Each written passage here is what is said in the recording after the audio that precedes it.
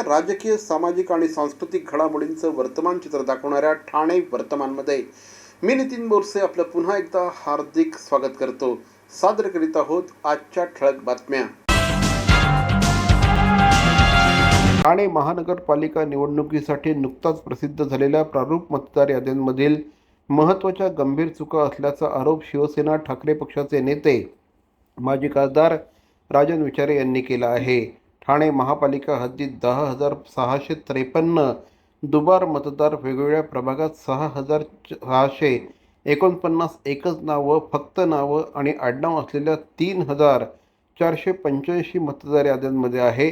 ठाणे महापालिकेच्या या प्रारूप मतदार याद्यांमध्ये मोठ्या प्रमाणात गंभीर चुका असताना जिल्हा निवडणूक आयोग तसंच पालिकेचे निवडणूक अधिकारी गप्प का, असा सवाल माजी खासदार राजन विचारे यांनी पत्रकार परिषदेत केला. माजी खासदार राजन विचारे यांनी मंगळवारी पत्रकार परिषद घेतली. ठाणे महापालिका निवडणुकीसाठी प्रारूप मतदार यादी 20 नोव्हेंबरला प्रसिद्ध झाल्या आहेत. त्यावर हरकती आणि सूचना देण्यासाठी 27 नोव्हेंबर शेवटची तारीख ठेवण्यात आली होती. परंतु ठाणे महापालिकेने मतदार यादी देण्यास उमेदवारांना विलंब केला असल्याने निवडणूक आयोगाने हरकती घेण्याची 3 डिसेंबर अशी नवीन तारीख दिली आहे. या सर्व प्रभागाच्या याद्या घेण्याकरता गेल्या असता लक्षात येतं की संपूर्ण याद्यांचं एकत्रीकरण पुस्तके बनवून गठ्ठे देण्यात आले. हे गठ्ठे फोडून पुरवण्याजोडून यादी तयार करायला 2 ते 3 दिवस लागतात. त्यानंतर प्रत्यक्ष काम करताना अनेक अडचणी येत असल्याचं देखील श्री राजन विचारे यांनी म्हटलं आहे. निवडणूक आयोग सरकारचं बटीक म्हणून काम करत असल्याचा आरोप देखील त्यांनी केला आहे. आज 8 ते 10 वर्षानंतर महानगरपालिकेची निवडणूक होते आणि आज तिथला प्रत्येक प्रभागामध्ये तिथला नागरिक असेल, तिथल्या कार्यकर्त्यांनी पूर्ण मेहनत करून त्या ठिकाणी कामं केलेली आहेत. आणि असं असताना आज एवढ्या मोठ्या प्रमाणामध्ये जर ही अशी बोगस नावं त्या ठिकाणी जर आढळून आले असतील आणि त्याच्यावरती कारवाई होणार नसेल तर मला वाटतं त्या संबंधित अधिकाऱ्याला आम्ही सोडणार नाहीत. हे ऑब्जेक्शन आम्ही त्यांच्याकडे सुपूर्द करणार आहोत आणि आमच्या सर्व प्रभागातल्या सर्व कार्यकर्त्यांनी त्या ठिकाणी ऑब्जेक्शन रेज केलेले आहे आणि त्याचा जर त्या ठिकाणी दुरुस्ती झाली नाही तर त्या अधिकाऱ्याला आम्ही सोडणार नाही. दत्त जयंती आणि मार्गशीर्ष पौर्णिमा या दिवशी आकाशात दुर्मिळ असा तेजस्वी चंद्र दिसणार आहे. या दिवशी चंद्र पृथ्वीच्या जवळ असल्याने त्याचं रूप नेहमीपेक्षा अधिक मोठं आणि तेजस्वी दिसणार असल्याची माहिती पंचांगकर्ते आणि खगोल अभ्यासक दाकरू सोमन यांनी दिली आहे. दत्त जयंती आणि मार्गशीर्ष पौर्णिमा या दिवशी म्हणजेच गुरुवार दिनांक 4 डिसेंबर रोजी भारतात तेजस्वी चंद्र दिसणार आहे. या दिवशी चंद्र मोठा आणि अधिक प्रकाशमान दिसेल. चंद्र पृथ्वीपासून साधारणपणे 3,84,000 किलोमीटर अंतरावर असतो. मात्र मार्गशीर्ष पौर्णिमेला चंद्राचं पृथ्वीपासूनचं अंतर फक्त 3,56,962 किलोमीटर असणार आहे. या जवळकीमुळे चंद्राचा आकार नेहमीपेक्षा 14% मोठा दिसणार असल्याची माहिती खगोल अभ्यासक दाकरू सोमन यांनी दिली आहे. श्री स्वामी समर्थ सेवा आणि आध्यात्मिक विकास केंद्र ठाणे पूर्व येथे दत्त जयंतीचा सोहळा अतिशय उत्साहात सुरू आहे. 28 तारखेला सुरू झालेला हा सोहळा 5 तारखेपर्यंत रंगणार आहे. यंदाचं उत्सवाचं हे 37वं वर्ष आहे. दत्त जयंतीनिमित्त गुरुवार दिनांक 4 डिसेंबर रोजी विशेष कार्यक्रमाचं देखील आयोजन करण्यात आलं आहे. दत्त जयंतीच्या या सप्ताहानिमित्त सध्या विविध प्रकारच्या धार्मिक कार्यक्रमांचं आयोजन श्री स्वामी समर्थ सेवा आणि आध्यात्मिक विकास केंद्र ठाणे पूर्व येथे करण्यात आलं आहे. या निमित्ताने सोमवारी नित्यस्वाहाकार आणि गीताई यागचं आयोजन करण्यात आलं होतं. त्याचप्रमाणे मंगळवारी या ठिकाणी नित्यस्वाहाकार, चंडी याग आदी कार्यक्रमाचं आयोजन करण्यात आलं. आज बुधवारी या ठिकाणी रुद्रयागाचं आयोजन करण्यात आलं होतं. मोठ्या संख्येने भाविकांनी या कार्यक्रमामध्ये सहभाग घेतला. या निमित्ताने अखंड नामजप आणि यज्ञ सप्ताहाचं आयोजन करण्यात आलं आहे. या कार्यक्रमाला दररोज मोठ्या संख्येने स्वामी भक्त येत आहेत आणि स्वामींचं दर्शन घेत आहेत.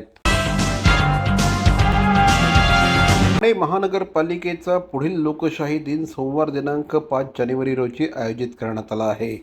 नागरिकांनी जानेवारी महिन्याच्या लोकशाही दिनाच्या 15 दिवस आधी म्हणजे 22 डिसेंबरपूर्वी त्यांचे अर्ज आणि निवेदनं महापालिका भवन, नागरी सुविधा केंद्र येथे 2 प्रतीत सादर करावे असं आवाहन ठाणे महानगरपालिकेच्या वतीने करण्यात आलं आहे. मुख्यालयातील लोकशाही दिनामध्ये परिमंडळ लोकशाही दिनात ज्या नागरिकांनी आपले निवेदनं सादर केली आहेत तसंच ज्या निवेदनावर 1 महिन्यापर्यंत कोणतीही कारवाई झाली नाही अशा निवेदनांचा यावेळेस स्वीकार करण्यात येईल अशी माहिती देखील महापालिकेने दिली आहे। अर्जदाराने एका अर्जात एकच तक्रार सादर करावी, एकापेक्षा जास्त तक्रारी असलेला अर्ज स्वीकारला जाणार नाही असं देखील या निमित्ताने सांगण्यात आलेलं आहे। राजकीय पक्षाच्या नगरसेवकांच्या संस्थेच्या लेटरहेडवरील अर्ज अंतिम उत्तर दिलेलं आहे किंवा देण्यात येणार आहे अशा प्रकारे केलेला अर्ज तक्रार वैयक्तिक स्वरूपाची नसेल तर अर्ज स्वीकारले जाणार नाहीत अशी देखील या निमित्ताने सांगण्यात आलं आहे। भवानी ज्वेलर्स ठाणे, पारंपरिक आणि आधुनिक दागिन्यांचा अप्रतिम संगम। प्रत्येक स्त्रीची पहिली पसंती भवानी ज्वेलर्स ठाणे, नक्की भेट द्या। ठाणे महानगरपालिकेचे मालमत्ता कर म्हणजेच प्रॉपर्टी टॅक्स भरण्याचे आवाहन।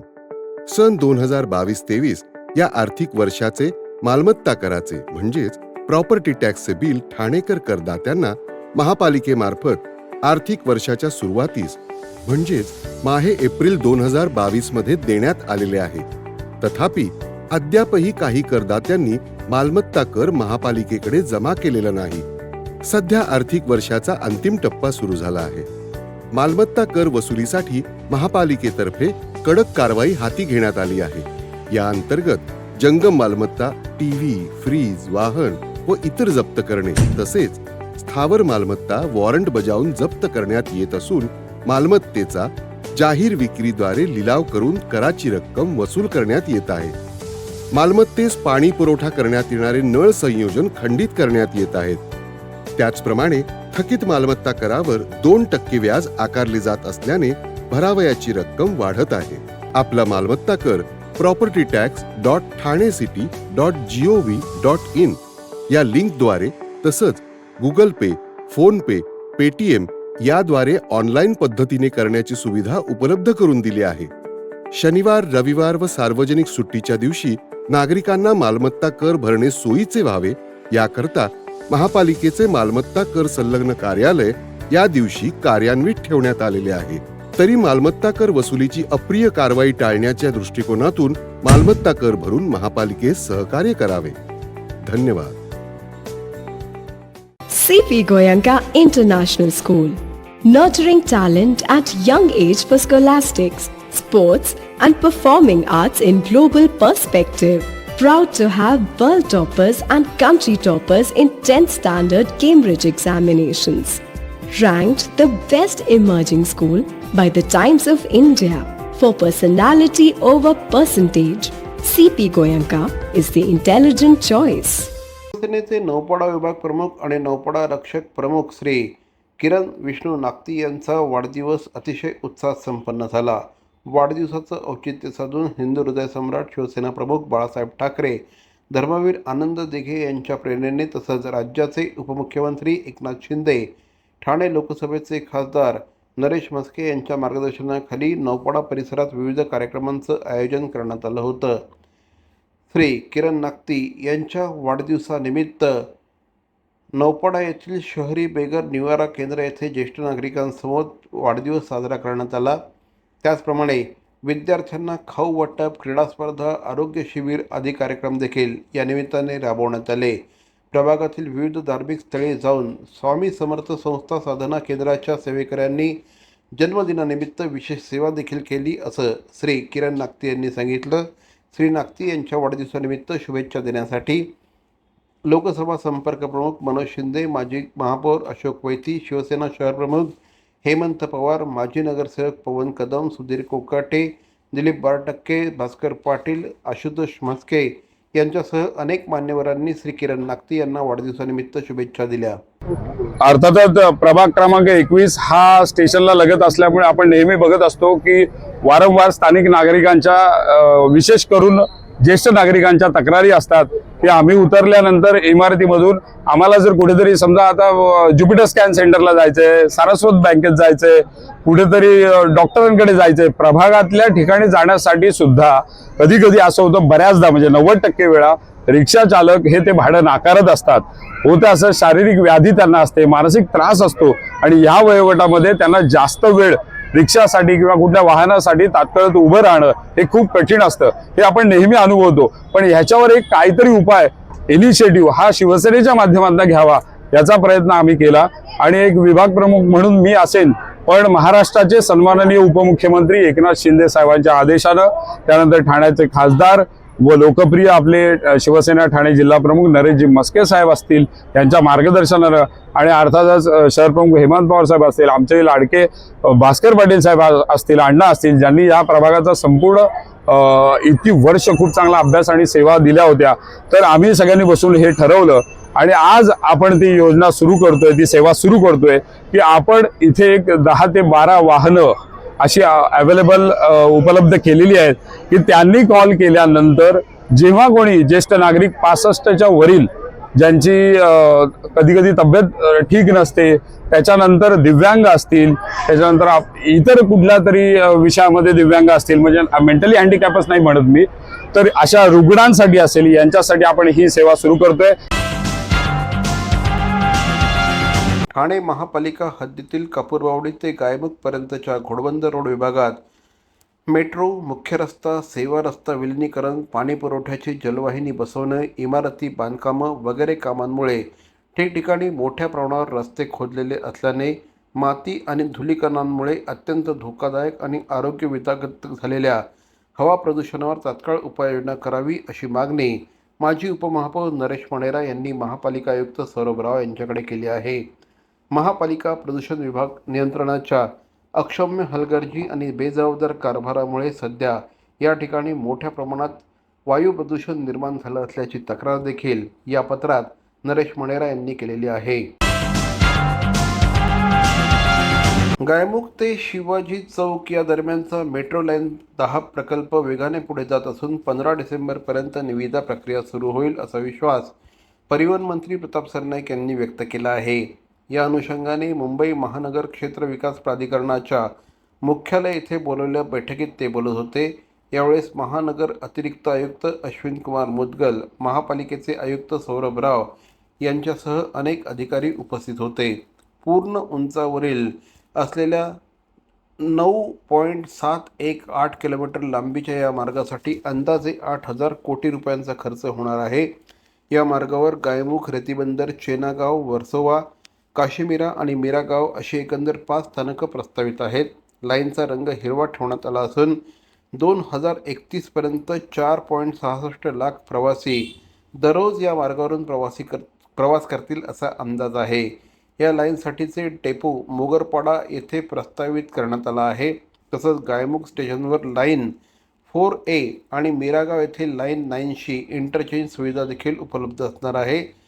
प्रकल्पासाठी सिस्टरा DBJV यांची जनरल कन्सल्टंट म्हणून नियुक्ती करण्यात आली आहे. दरम्यान प्रकल्पास आवश्यक असणारी वनपरवानगी, CRZ, मँग्रोव्ह, प्राणीजीव संरक्षण विभागाच्या परवानग्या आणि पर्यावरण संवेदनशील क्षेत्रातील परवानग्या मिळवण्याची प्रक्रिया सध्या सुरू आहे.